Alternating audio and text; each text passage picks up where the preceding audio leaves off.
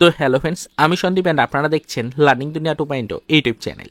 তো ফ্রেন্ডস, আবারও কিন্তু আপনারা যারা অর্গানাইজার টিচার বা সংগঠক শিক্ষক নিয়োগ প্রক্রিয়ার সাথে যুক্ত চাকরি প্রার্থী রয়েছেন, তো মূলত তাদেরকে উদ্দেশ্য করে সপ্তাহের প্রথম দিনে দাঁড়িয়ে আজকের এই বিশেষ ভিডিওটা কিন্তু ক্রিয়েট করতেই হচ্ছে।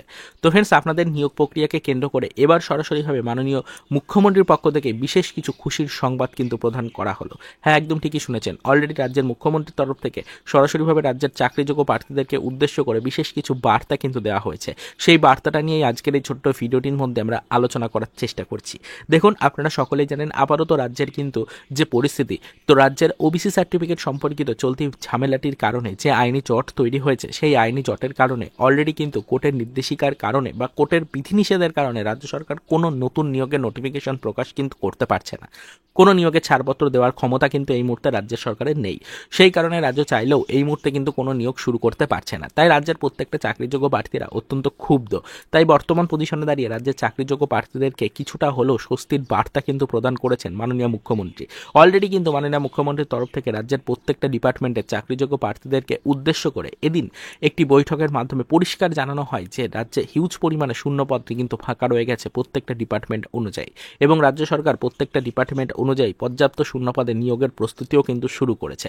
তবে ওবিসি সার্টিফিকেট সম্পর্কিত আইনি জট না মেটার কারণে এই মুহূর্তে দাঁড়িয়ে রাজ্য কোনো নিয়োগের ছাড়পত্র দিতে পারছে না ঠিকই, তবে এই ওবিসি সার্টিফিকেট সম্পর্কিত চলতি জট যত তাড়াতাড়ি সম্ভব যাতে মেটানো যায় সেই জন্য যথেষ্ট পদক্ষেপ কিন্তু গ্রহণ করেছে রাজ্য, এবং যত তাড়াতাড়ি সম্ভব এই আইনি জট মিটে গেলে তার পরবর্তীতে গিয়ে রাজ্যে প্রত্যেকটা ডিপার্টমেন্ট অনুযায়ী মোটামুটি 2 থেকে 3 লাখ শূন্যপদে নতুন করে সরকারি কর্মচারী নিয়োগের প্রস্তুতি কিন্তু শুরু করছে রাজ্য।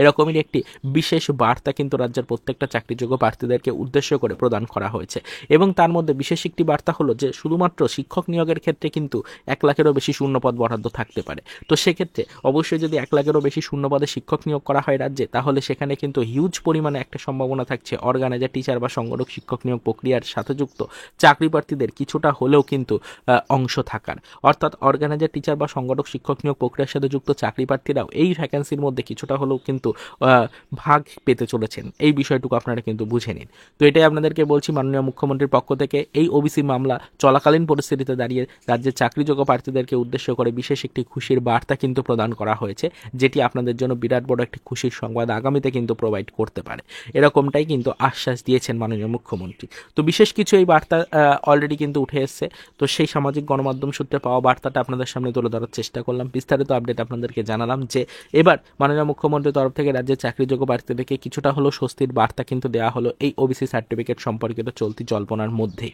তো পরবর্তীতে আমরা এই বিষয়ের উপর নজরদারি রাখছি। অর্গানাইজার টিচার বা সংগঠক শিক্ষক নিয়োগ প্রক্রিয়া রিলেটেড চাকরি প্রার্থীদের জন্য সত্যিই আগামীতে বিশেষ কোনো খুশির সংবাদ সরাসরি সরকারি দপ্তর থেকে উঠে আসে কিনা সেটাও আমরা জানার চেষ্টা করব, এবং সত্যিই ভ্যাকান্সি কিছুটা হলেও বরাদ্দ করা হয় কিনা অর্গানাইজার টিচারদের জন্য সেটাও ডিটেলসে আমরা জানার চেষ্টা করব।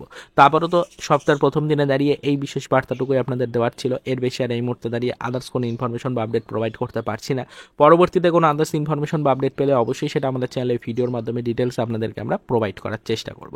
তো আবারও তো এই পর্যন্তই, চলুন দেখা হবে নেক্সট ভিডিওতে। পরবর্তীতে আবারও আমাদের অর্গানাইজার টিচার বা সংগঠক শিক্ষক নিয়োগ প্রক্রিয়া রিলেটেড কিছু আদার্স অফিসিয়াল আপডেটের সাথে।